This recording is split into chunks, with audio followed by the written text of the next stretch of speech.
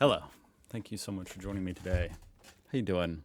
These types of videos are always very interesting to react to. 6 major culture shocks after returning to the US from Europe.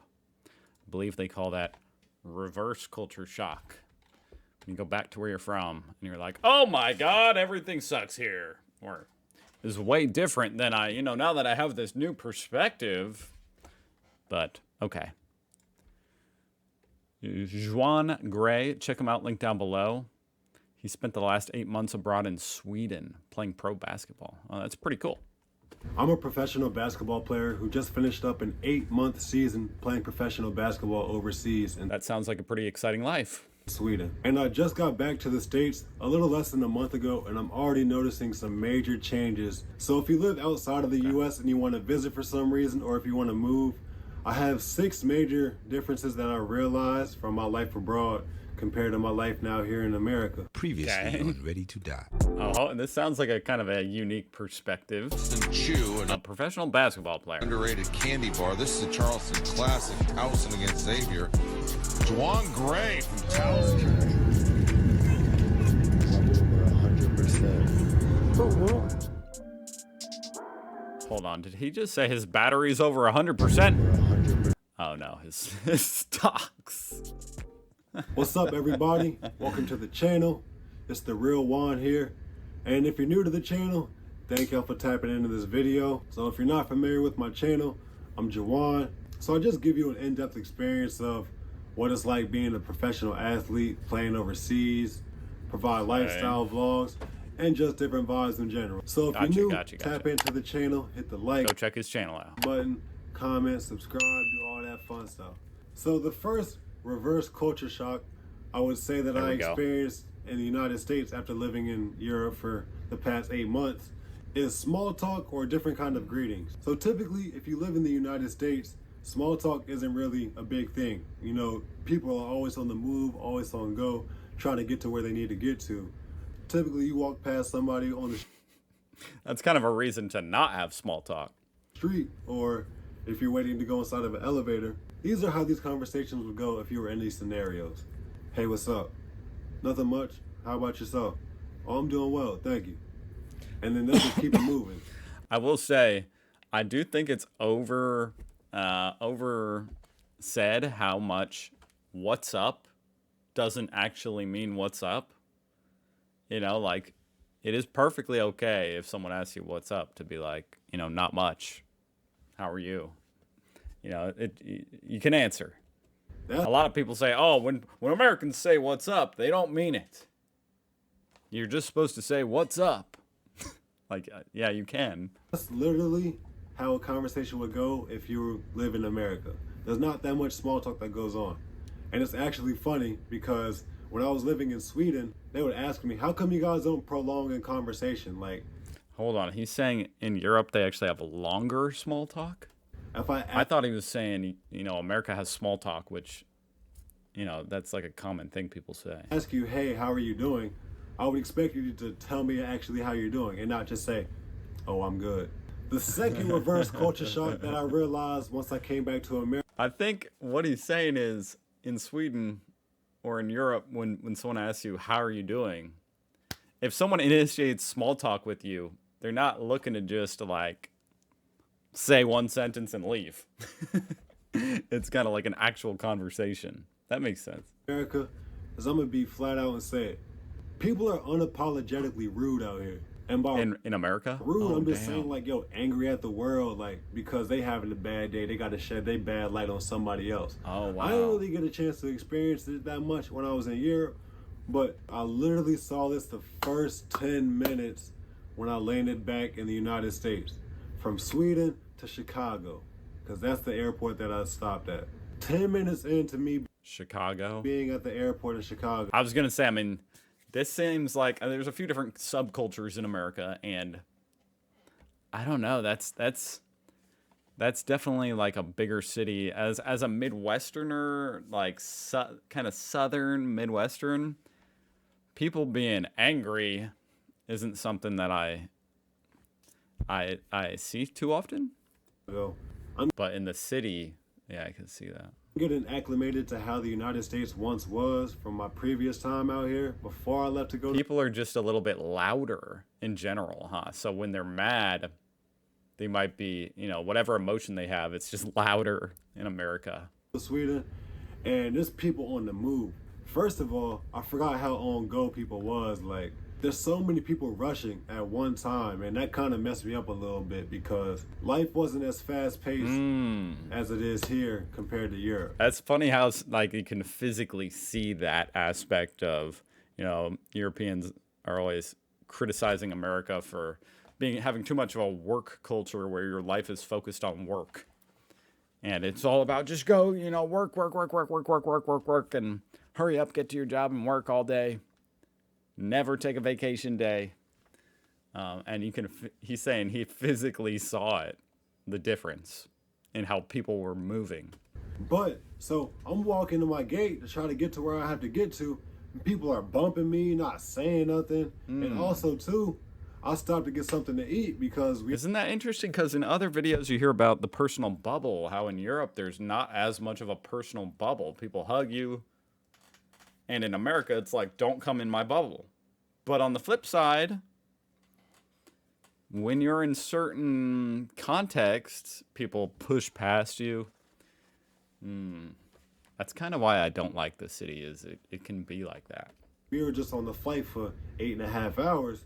I'm going to get some food at the convenience store in the terminal, and people have an attitude with me because I'm trying to order something. Like, I'm over here trying to be cheerful and everything, but I put my food on the counter, cashier just looking at me like this. Oh my God, that's awful. This is really interesting because a lot of this is kind of the opposite of what a lot of people perceive about America or their experience in America.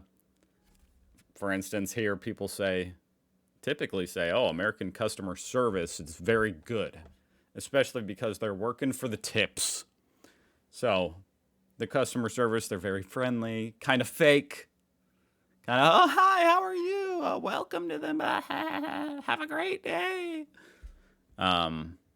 This guy has the exact opposite experience, which does show you it differs. Your experience may differ. Like, that's all. I'm like, damn, like, what'd I do to you? So if you're coming from Europe, you need to be prepared for that. No. That is interesting. I feel like now that he says that, I have definitely experienced things like that at certain fast food restaurants and stuff. I feel like it's very inconsistent here in America, and maybe in Europe it's just more consistently leveled out. You're not going to get the overly, oh, hello, how are you? And you're not going to get the angry person who's like looking at you like you did something weird for ordering food. That's funny. Maybe you will. I don't know. Number 3, hustle culture. I'm not saying hustle culture is a good thing. I'm not saying hustle culture. I feel like Europeans might not even know exactly what that means. Maybe you do, but I think he's referring to like side gigs, driving Uber and stuff, you know, hustling for money.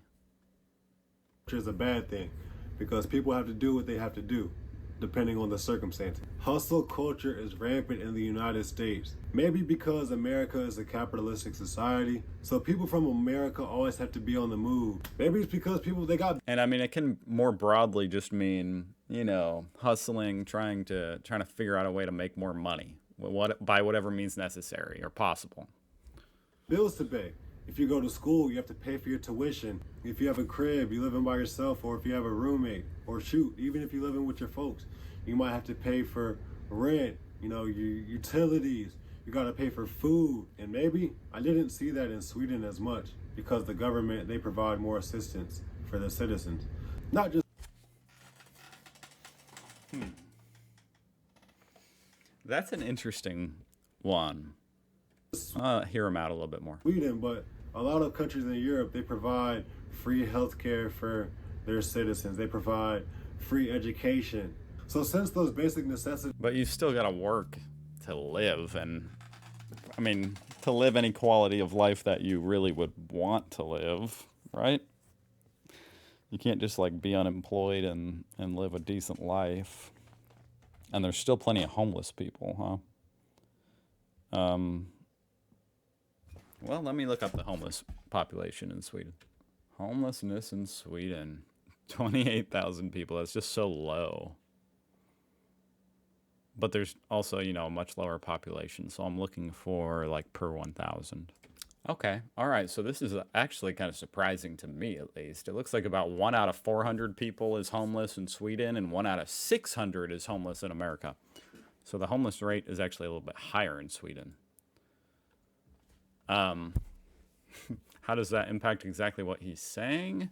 Well, I mean, he's kind of saying, you know, your life is a basic needs are just handed to you in Sweden, which to a degree I understand healthcare and stuff is, which is good. That's very lucky. But obviously you still need to work to get by. These are taken care of. They really... I think it's more of like our hyper-capitalist kind of mindset here in America and kind of materialistic mindset that makes people want to hustle more. Hustle can be like a good or a bad type of connotation. I don't know what I think about it. Usually it's used as like, hey, he's hustling, he's doing the best he can to make more money. I don't know why. That's just a really interesting kind of thing to think about. Hustle culture. Free education. So since those basic necessities are taken care of, they really don't have to worry. I mean, you still need food and a place to live. About all the other expenses. So the fourth reverse culture shock that I realized coming from Sweden to America is... I'll be very curious to read the comments on this video. The accessibility. I'm going to just say this. The United States public transportation system has nothing on Europe. Like I said, yeah. Told y'all. I was wondering what he meant by accessibility, but okay. I lived in a super small city in Sweden, and that city was called Köping. What a beautiful city. Oh my, look how clean. Fun fact, Köping was actually voted the #1 most boring city in Sweden, which is crazy. And I lived there for 8 months. I didn't have a bad time. I made the most of my opportunity, but I was able to travel to different places all throughout the country because I'm okay with a place that's a little bit boring. You know, I mean, and if you're American, then staying anywhere in Europe would be very entertaining. Of the elite public transportation system. The trains are super high maintenance. You can literally look at that thing. Get on a train to go to anywhere you want to get to in Europe. That doesn't have to cross a body of water. And the prices for that's really wild. Are extremely cheap. I used to take a train to go to Stockholm when I lived in Sweden. Stockholm is the biggest city in the entire country of Sweden, and it was an hour and a half away from Köping, which is where I lived.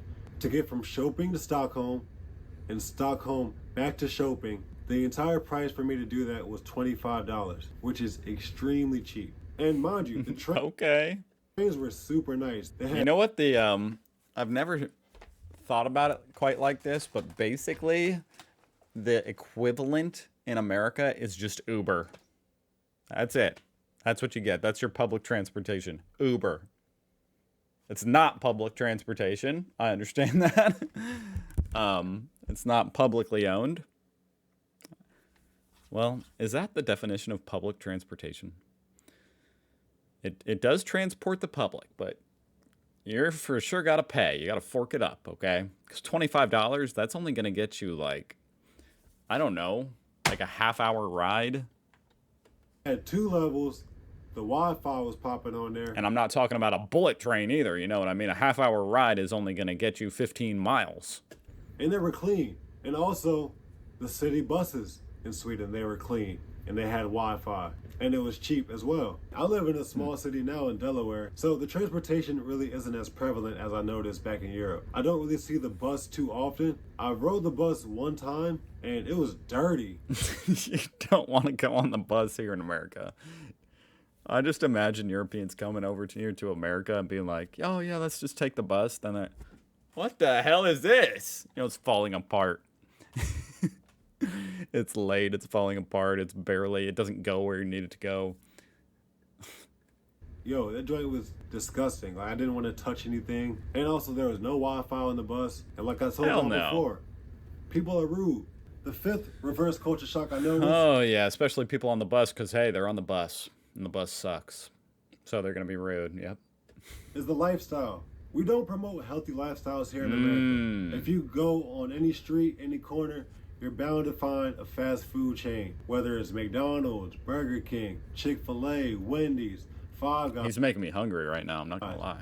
You know, I just named 6 fast food restaurants right there, and there's plenty more to choose from. Like I told y'all before in the last point, everybody has a car. You have to drive to get to where you want to get to. And there's also fast food that is available for you at your convenience, which isn't a great recipe for your health. That kind of sounded like a pro, you know what I mean? He's like, Five Guys, Chick-fil-A, McDonald's, you know, I could name so many more, all of these choices available to you at your convenience. It sucks. No, it is terrible for your health. It's very good for if you're not, drunk and want food. It's great for that. You know, they're open 24/7, a lot of them. But as far as being healthy, hell no. No, not good. And you know what? Having access to a bunch of shitty food at 2 a.m. for a bunch of drunk people is probably the worst idea for a society as far as health goes. You know what I mean? You don't need to be eating McDonald's or Taco Bell at 2 a.m. if you're drunk. You don't. It's not good for you. But it sure is a way to make a lot of money. A lot of drunk people wanting to eat. Anyway. And this goes to show you which is why America is one of the most obese countries in the entire world. And in my opinion, I just think it's going to get worse because we're not promoting healthy lifestyles for ourselves. You know, comparing it to Europe, there were... You know, how old is it? I think this video is a year old. I have to say, I have felt kind of an undercurrent, an interesting kind of undercurrent of health being promoted here in America. I feel like there is a grassroots thing where health, to be honest, I feel like a healthy lifestyle has actually gotten better in America since the 90s. Like in the 90s, I feel like people just didn't care. They just flat out didn't care. McDonald's had super size me fries. The fries were this big. The cups were this big. Nobody cared. Everything had like all these terrible ingredients, high fructose corn syrup and everything. It still does. But now people, at least some people, think about it for a second or two. Especially as far as like feeding your kids. I feel like this generation of new parents, there's a lot more stigma on feeding your kids like crap. So hopefully those kids will grow up to be healthy, and maybe Americans will finally be healthy here in like 30 years. Fast food restaurants. Probably not. We had a McDonald's and we had a burger place in my town. Those are the only 2 fast food restaurants that we had in my entire city. I want to try a burger in Sweden. But like I said, everything was accessible there, and people were walking to work. People were riding their bikes to work. See, now that's never happening here in America. As far as the food, maybe. But the walking to work, bicycling to work, not going to happen. And just that promotes healthier lifestyles for you because... Unfortunately, but the way the infrastructure is built, it's just not going to happen. You're getting your exercise in by walking outside or riding your bike to and from work, wherever. I would freaking love that. I'm not even going to lie. I don't care. Like, I'm not one of these obese Americans. I'm not like, oh my God, bicycling? That sounds so horrible. I don't want to do any physical exertion. No, that actually sounds pleasant.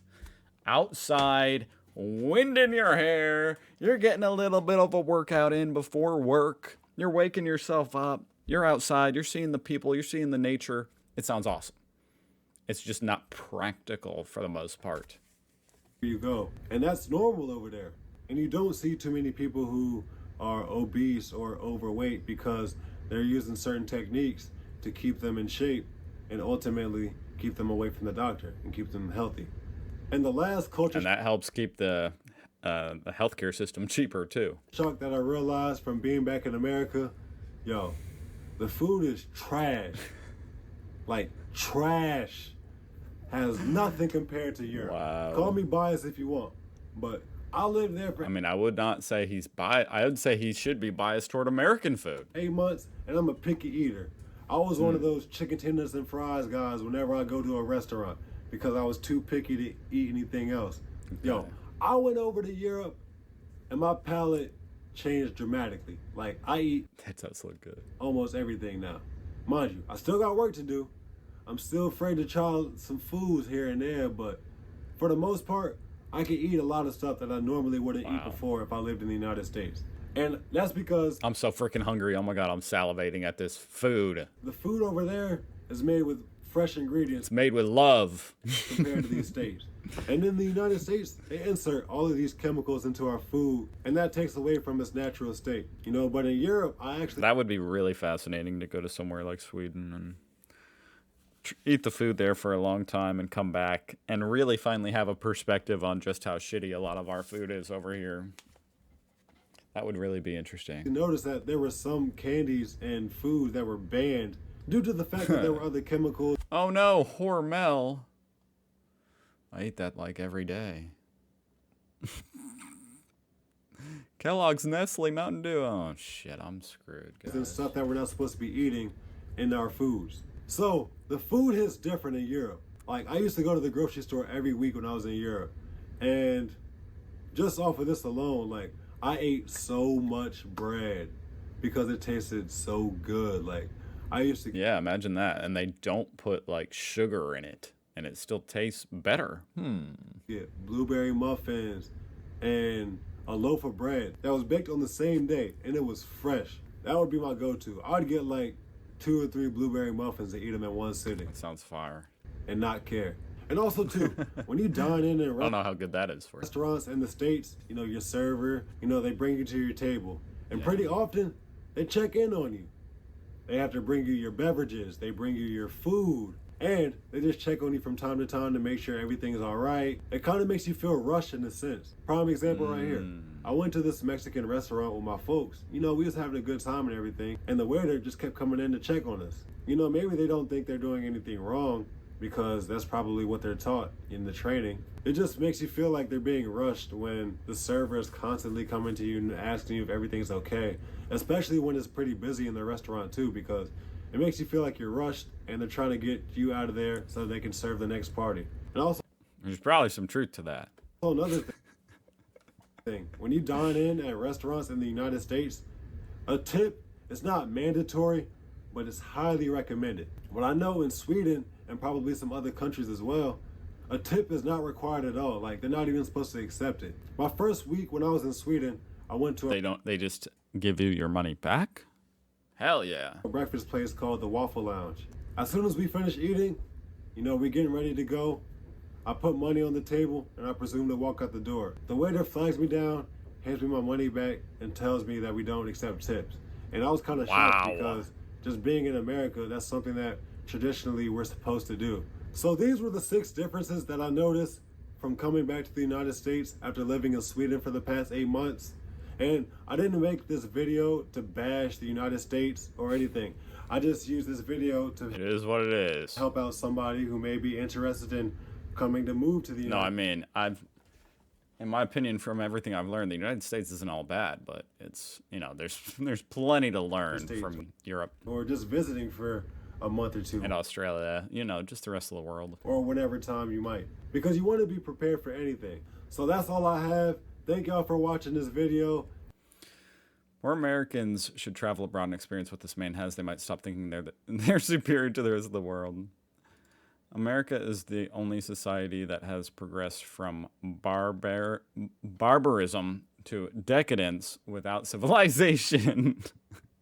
Oh my God. These comments are brutal. I'm an American living in Sweden for the past 48 years. I could be wrong, but I think that means you're Swedish at this point. Every time I visit the U.S., I discover a new level of degradation. It's so sad to see the opportunity to better the general public's quality of life is never on the political agenda. Yeah, it's all freaking baloney, man. It's all baloney. They'll all tell you. And the election is tomorrow, folks. Actually, you're watching this. This comes out the day of the election. How exciting! None of them in reality. I mean, this just makes me remember, as I already knew, you know, they really don't give a shit. none of the stuff they run on is even much like to do about anyone's actual quality of life. I don't know where I'd be if I stayed in the States having a chronic disease. Oh, man. And also, you'd probably be bankrupt. And also re-educated to change careers midlife. So glad I ended up here in Sweden. I wonder what he means by that. Re-educated to change careers midlife.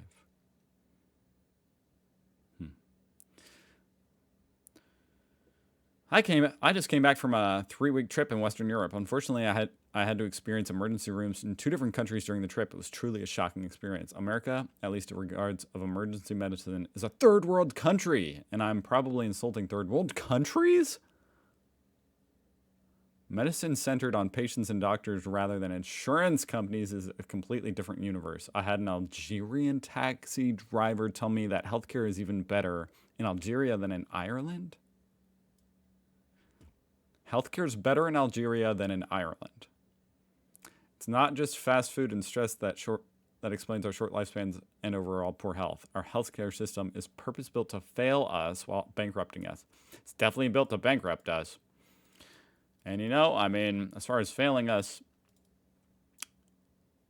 they definitely make more money the more sick you get, It is a little bit twisted in that way. How in the hell did we let this happen? Wow, that was a ringer. My American friend, a teacher, was shocked to see that we serve free lunch for school kids here in Finland. Yeah. Here in America, you have to, your parents have to apply for free lunch. If they don't meet a certain threshold as far as income, they can apply for free lunch. Fresh food with proper nutritional balance. Imagine that. Okay, I could read those forever. But that was very entertaining. That was very fun. Great video. Check his channel out. Thank you for watching. I'll see you guys tomorrow. Bye.